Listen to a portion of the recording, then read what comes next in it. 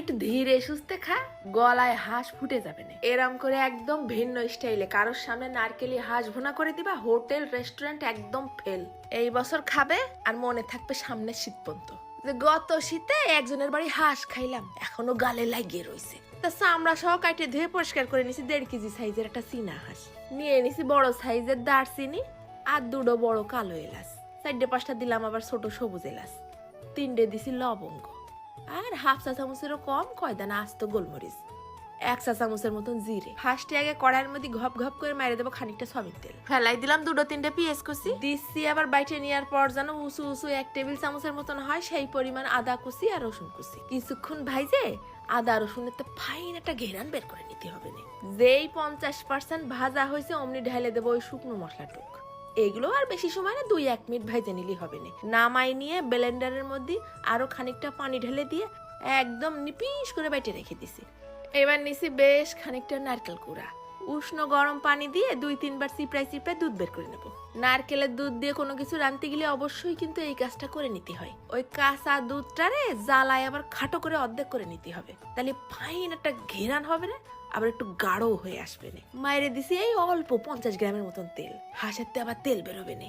দিলাম 2 তেজপাতা ছিঁড়ে, 4-5টা শুকনো ঝাল আর অল্প কয়দানা জিরে ফোড়ন। যেসব গোশ দিয়ে গন্ধ বেরোয়, ছাগল হাঁস, সেইগুলোতে ফার্স্টে একটু জিরে ফোড়ন দিয়ে নিলি গন্ধটা মরে যায়। আরো খানিকটা পেঁয়াজ কুচি দিয়ে ভালো করে ভাইজে নিছি, তারপরে ফেলাই দিলাম ওই হাঁসের গোশটুক। পেঁয়াজের সাথে তেলের মধ্যে গোশটাও ফাইন করে ভাইজে নিতে হবে।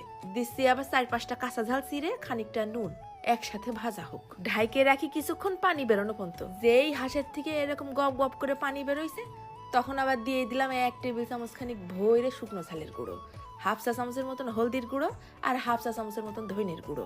নাড়তি চাড়তি শুকনো মশলাটা এই পানিতেই গোশের মধ্যে ঢুকে যাবে না। ঢাইকে রাখিলাম। খোলার পর যেই এইরকম পানি শুকোই তেল উঠা উঠা ভাব হয়ে গেছে, তখন আবার ওই যে ফার্স্টে যে মশলাটা বাইটে রাখিলাম না, সেটু ঢেলে দিছি। কিছুক্ষণ নাড়ে চেড়ে মিশাই নিয়ে ঢাইলে দেবো ফুটন্ত গরম 1 গ্লাস পানি।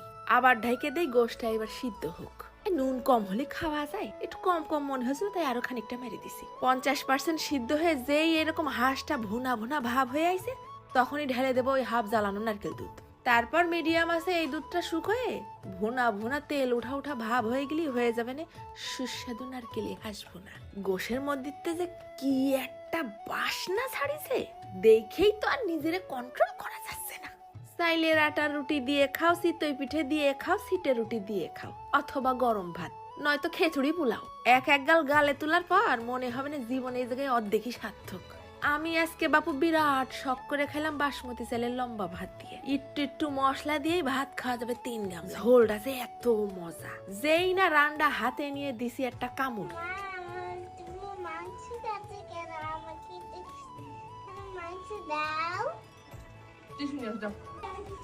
মাছ গোশ খাওয়ার সময় হলেই হয়, আইসেই করবে হামলা। বুঝি? ভালো করে ধরো, ভালো করে ধরো। এখন পর্যন্ত যা দেখাই আমি কিন্তু একটা রানও আস্ত খাতি পারি না, সব এসে ভাগ নিয়ে যায়। সুস্বাদু নারকেলি ঘেরান বেরোচ্ছে। ময় মুরব্বীরা কয় কথাই আছে, হাঁস নাকি টাইনে ছিটতে হয়, বেশি সিদ্ধ হলে স্বাদ লাগে না, পারফেক্ট হচ্ছে খাওয়ার মতো। 80% সিদ্ধ করেছি, টাইনে ছিঁড়ে খাওয়ার মতনই হয়েছে। ফাঁকে পাইছি একটা শুকনো ঝাল, ভাতের মধ্যে ডলে নিলাম। ওফ, গাল ভরে যাচ্ছে পানিতে। চলে গেলাম আজকে, ধন্যবাদ।